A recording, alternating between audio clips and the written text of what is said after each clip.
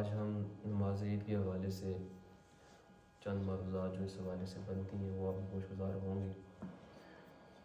لفظ عید جو ہے یہ عودن سے نکلا ہے، جس کا مطلب ہوتا ہے لوٹانا، لوٹ کر آنا۔ چونکہ یہ دن وہ دن ہوتا ہے جو کہ ہر سال لوٹ کر آتا ہے، تو اس وجہ سے بھی اس کو عید کہتے ہیں۔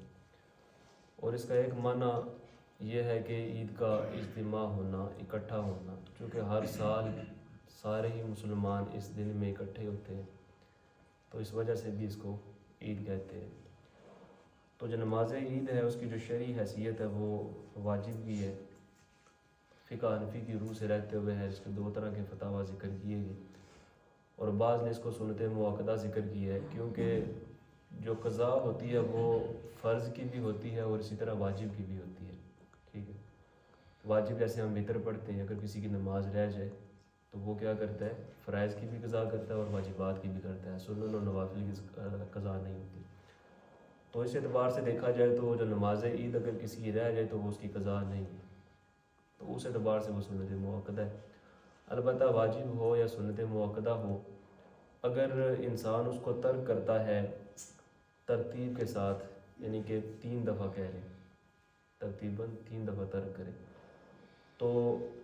پہلی 2 دفعہ تو وہ ہوتا ہے صغیرہ گناہ۔ اگر واجب کا ترک کرے بندہ یا سنت مؤکدہ کا ترک کرے، صغیرہ گناہ ہوتا ہے۔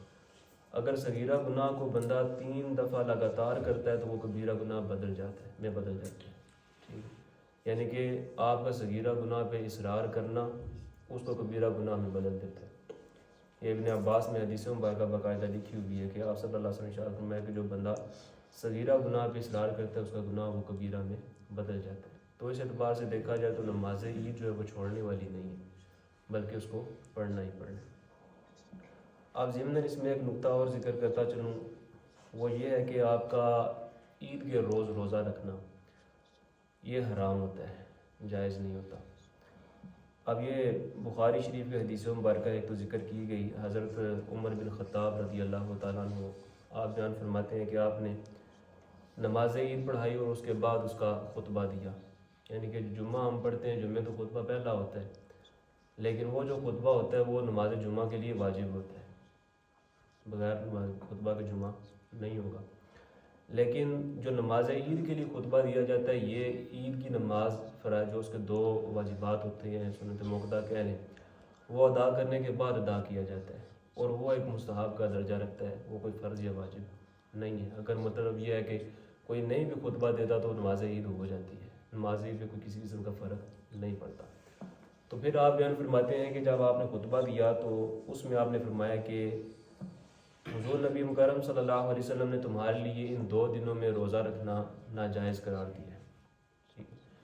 ان میں ایک عید الفطر کا ذکر کیا، ایک عید الاضحیٰ کا ذکر کیا۔ عید الفطر اس لیے کہ تم اس میں کیا کرتے ہو کہ اس میں روزہ افطار کرتے ہو، پورا دن کیا کرتے ہو، روزہ افطار کرتے ہو۔ اور عید الاضحیٰ میں کیا کرتا ہے بندہ، اس میں انسان جو تم نے گوشت رکھا ہوتا ہے، قربانی کرتے ہو جو تم، اس میں سے کیا کرتے ہو، گوشت کھاتے ہو۔ اب یہاں پہ جو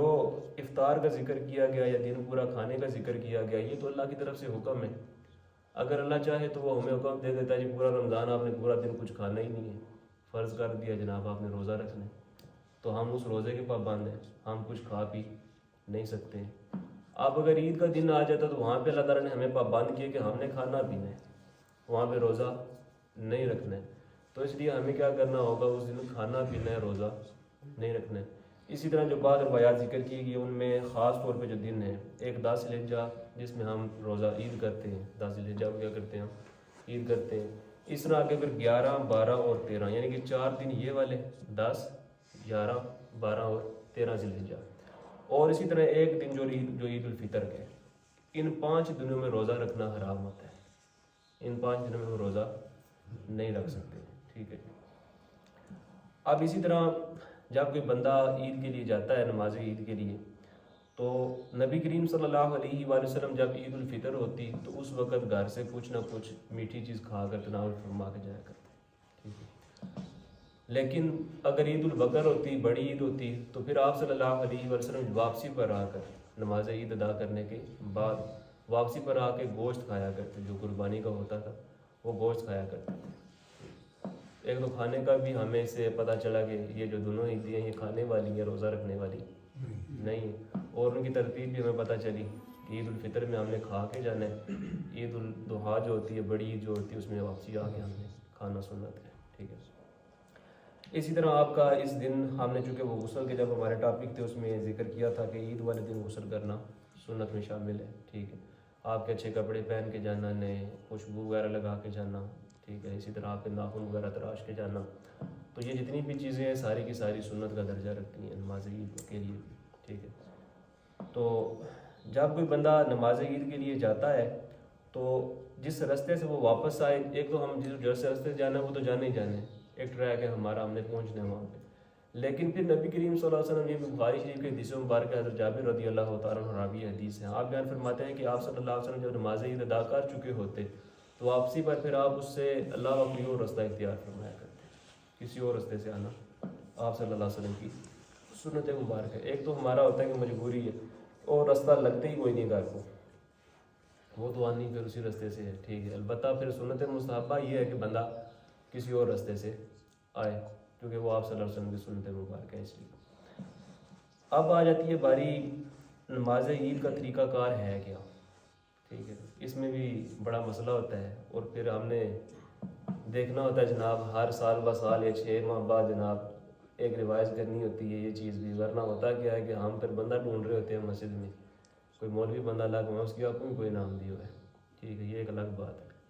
جہاں پہ ہاتھ اٹھانے ہوتے ہیں وہاں پہ اٹھانے کوئی نہیں جناب، پھر منہ اٹھا کے دیکھنے پہ کیا کرنا ہے کیا نہیں کرنا۔ خیر علم سیکھنا فرض ہے، یہ بھی ضروری ہے،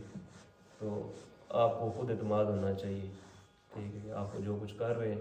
واقعی آپ نے اس کا علم سیکھا ہوا ہے، آپ نے واجب ادا کرنا ہے، ایک نماز ادا کرنی ہے تو آپ نے کسی سے سیکھ کے تو نہیں کرنی ہے، ٹھیک ہے۔ علم جو آپ نماز کے اندر ہوتا ہے نا سیکھنا، یہ عمل کثیر میں آ جاتا ہے، بندے کی نماز ویسے ہی توڑ دیتا ہے، ٹھیک ہے۔ تو آپ نے نماز میں رہتے ہوئے نہیں سیکھنا بلکہ نماز سے پہلے سیکھ کر جانا ہے، ٹھیک ہے۔ تو اس حوالے سے مصنف عبدالرزاق میں حدیث مبارکہ ذکر کی گئی کہ حضرت عبداللہ بن مسعود رضی اللہ تعالیٰ عنہ سے صحابہ نے عرض کی کہ آپ ہمیں نماز عید کا طریقہ جو ہے وہ بتائیں، تو آپ نے فرمایا کہ 4 تکبیرات بشمول تکبیر تحریمہ، ٹھیک ہے، یہ کہی جائیں، اور اس کے بعد پھر وہ بندہ کیا کرے، تکبیر کہتے ہوئے رکوع میں جائے، یعنی کہ یہ ٹوٹل کتنی ہوگی، 5 تکبیریں ہوں گی، ٹھیک ہے۔ اسی طرح پھر وہ رکعت پوری کرے گا سجدے وغیرہ سب کر کے، اس کے بعد پھر جو دوسری رکعت ہوگی، یعنی کہ پہلے تکبیرات کہنی ہے، ٹھیک ہے 4، اس کے بعد پھر وہ کیا کرے گا، قرات کرے گا، ٹھیک ہے۔ قرات کرنے کے بعد پھر کیا کرے گا، رکوع کے لیے تکبیر کہتے ہوئے چلا جائے گا، 5 تکبیرات ادھر ہوگی۔ اب اس کے بعد کیا کرنا ہے کہ جب ایک رکعت پوری ہوگی، دوسری رکعت کے لیے جب آپ نے اٹھنا ہے تو پہلے کیا ہوگی، قرات ہوگی، ٹھیک ہے۔ پہلی رکعت میں کیا تھا، پہلے تکبیرات زائد کی گئی ہیں پھر قرات کی گئی، لیکن دوسری رکعت کیا ہے، اس میں پہلے آپ نے کیا کرنی ہے، قرات کرنی ہے، وہ امام صاحب کے پیچھے کرنی، امام صاحب نے کرنی ہے، آپ نے نہیں کرنی ہے، ٹھیک ہے۔ البتہ جو تکبیرات ہیں اس کے بعد پھر آپ نے کیا کرنا ہے، 4 تکبیرات بشمول جو رکوع کی تکبیر ہے، ٹھیک ہے، وہ اس حدیث مبارکہ میں ذکر کی گئی، ٹھیک ہے۔ تو ٹوٹل تکبیرات کتنی ہوگی، 9 ہوگی، ٹھیک ہے، لیکن اس میں 6 زائد تکبیریں ہوتی ہیں، ٹھیک ہے۔ اس میں جو 7 اٹیچ ہو رہی ہیں، کچھ تو تکبیر تحریمہ کے اعتبار سے اٹیچ ہو رہی ہیں، کچھ رکوع میں جانے کے اعتبار سے اٹیچ ہو رہی ہیں، اس لیے وہ ٹوٹل کتنی ہو جاتی ہیں، 9 ہو جاتی ہیں۔ اب اگر ہم آسان لفظوں میں اس کو ذکر کریں، ٹھیک ہے، تو وہ یہ ہے، سب سے پہلے تو آپ نے جب مسجد میں آنا ہے وہ تمام لوازمات جو پہلے ذکر کی ہیں، ٹھیک ہے، ان کا خیال رکھنا ہے، کھانے پینے کے اعتبار سے، لباس نہانے دھونے کے اعتبار سے، ٹھیک ہے، وہ سارے آپ نے کرنے ہیں۔ پھر راستہ جو آپ نے آنا ہے اس اعتبار سے جب آپ مسجد میں آ گئے ہیں تو اس وقت آپ کو پتہ ہے کہ خطبہ جو ہوتا ہے وہ نماز عید کے جو اس کے 2 رکعتیں ہوتی ہیں وہ ادا کرنے کے بعد ہوتا ہے، ٹھیک ہے۔ تو آپ نے امام صاحب کے پیچھے نیت کرنی ہے کہ میں نیت کرتا ہوں 2 رکعت نماز واجب عید الفطر یا سنت موقدہ عید الفطر، پیچھے اس امام کے ساتھ زائد 6 تکبیرات کے، ٹھیک، منہ میرا قبلہ شریف کی طرف، اور اس کے بعد آپ نے کیا کرنا ہے، تکبیر کہتے ہوئے، ٹھیک ہے، اللہ اکبر کہتے ہوئے آپ نے کیا کرنا ہے، ہاتھ باندھ لینے ہیں۔ جب سٹارٹ کیا ہے تکبیر کہی، تکبیر کہنے کے بعد کیا کرنا ہے، ہم نے ہاتھ باندھ لینے ہیں، اس وقت ہم نے صرف ثنا پڑھنی ہے، ٹھیک ہے۔ اور اس کے بعد پھر کیا کریں گے، امام صاحب پھر لگاتار 2 تکبیرات کہیں گے، ان دونوں تکبیروں میں آپ نے ہاتھ اللہ اکبر کہتے ہوئے چھوڑ دینے ہیں، ٹھیک ہے، یعنی کہ پہلی تکبیر پہ آپ نے کیا کیا، ہاتھ باندھ لیے، دوسری پہ اللہ اکبر کہتے ہوئے ہاتھ چھوڑ دیے، تیسری پہ پھر کیا کیا، ہاتھ اللہ اکبر کہتے ہوئے چھوڑ دیے، چوتھی تکبیر بھی کیا کرنا ہے آپ نے دوبارہ پھر ہاتھ باندھ لینے، کیونکہ اس کے بعد پھر ہونی ہے قرات،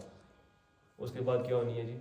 قرات ہونی ہے۔ تو وہ امام صاحب قرات کریں گے، تو جب قرات کمپلیٹ ہوگی، اس میں آپ کی جو تکبیریں تھیں وہ بھی ساری کی ساری آ گئی، تو پھر آپ نے کیا کرنا ہے، اس کے بعد قرات کمپلیٹ کرنے کے بعد رکوع کریں گے، رکوع میں جاتے ہوئے اللہ اکبر کہیں گے، ٹھیک ہے، اس وقت آپ نے ہاتھ اٹھانے نہیں، ٹھیک ہے، تو آپ نے سیدھا رکوع کر لینا ہے۔ اس طرح کر کے پھر آپ نے کیا کرنا ہے، قومہ ہوگا، پھر آگے 2 سجدے جلسہ اس میں درمیان میں آ جائے گا، ٹھیک ہے، یہ نماز ایک رکعت پوری ہوگی۔ اور اس کے بعد آپ نے کیا کرنا ہے، جب دوسری رکعت کے لیے کھڑے ہو جانا ہے، وہ بھی تکبیر کہتے ہوئے آپ نے کھڑے ہونا ہے، ٹھیک ہے، اور ساتھ ہی پھر آپ نے کیا کرنا ہے، ہاتھ باندھ لینے ہیں۔ اب کیا ہوگا کہ پہلے قرات ہوگی، یعنی کہ سورہ فاتحہ کے ساتھ سورت کو ملانا، یہ کیا ہوتی ہے،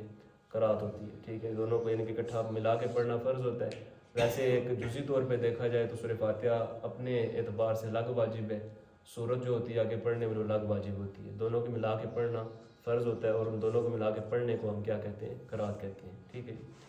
اب جب آپ نے کیا کرنا، دوسری رکعت سٹارٹ ہونی ہے، اس وقت وہ سٹارٹ ہوگی قرات سے، پھر اس کے بعد آپ نے کیا کرنا ہے، جب قرات کمپلیٹ ہو گئی ہے آپ کی، اس کے بعد پھر امام صاحب لگاتار 3 تکبیرات کہیں گے،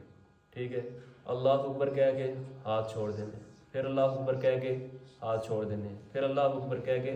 ہاتھ چھوڑ دینے۔ چوتھی تکبیر میں ہاتھ اٹھانے نہیں ہے، بلکہ سیدھا کدھر جانا ہے، آپ نے رکوع میں چلا جانا ہے، ٹھیک ہے جی۔ امید ہے یہ طریقہ جو ہے وہ سمجھ آیا ہوگا۔ پہلے آپ نے کیا کیا ہے، تکبیر کہی، ٹھیک ہے، اور اس کے بعد پھر آپ نے ہاتھ باندھ لیے، ثنا پڑھی، پھر 2 لگاتار تکبیرات کہتے ہوئے آپ نے دونوں دفعہ ہاتھوں کو چھوڑ دینا ہے، پھر تکبیر کہتے ہوئے ہاتھ کو باندھ لینا ہے، پھر قرات ہوگی، پھر رکعت آگے پوری ہوگی، دوسری رکعت کی جو سٹارٹنگ ہونی ہے وہ قرات سے ہونی ہے، اور اس کے بعد پھر آپ نے کیا کرنا ہے، 2 دفعہ پھر امام صاحب لگاتار ہاتھ اللہ اکبر کہتے ہوئے چھوڑیں گے، آپ نے بھی ساتھ وہی اتباع کرنی ہے، پھر اس کے بعد اللہ اکبر کہہ کے کیا کیا جائے گا، دوسری رکعت آ گئی ہے، دوسری رکعت کی بات ہو رہی ہے، تو آپ نے کیا کرنا، 3 تکبیرات اکٹھی کی جائیں گی، ٹھیک ہے، ان میں آپ نے ہاتھ چھوڑ دینے ہیں، اور اس کے بعد پھر آپ نے کیا کرنا ہے، جب آخری تکبیر کہی جائے گی اس میں آپ نے رکوع میں چلا جانا ہے، ٹھیک ہے، اس طرح کر کے آپ کی نماز وہ کمپلیٹ ہو جائے گی، ٹھیک ہے، اور اس کے بعد خطبہ وغیرہ ذکر کیا جائے گا، پھر آپ نے کیا کرنا ہے، ملنا ملانا ہے، عید مبارک کہنی ہے، ٹھیک ہے، لیکن جب واپسی آنا ہے آپ نے، تو اس وقت آپ نے کیا کرنا ہے، کوشش کر کے رستہ جو ہے وہ کچھ اور اختیار کر لینا ہے، ٹھیک ہے، یہ نبی کریم صلی اللہ علیہ وسلم کی سنت مبارک ہے۔ امید ہے اس کے متعلق مسائل کلیئر ہو گئے۔ بسم اللہ الرحمن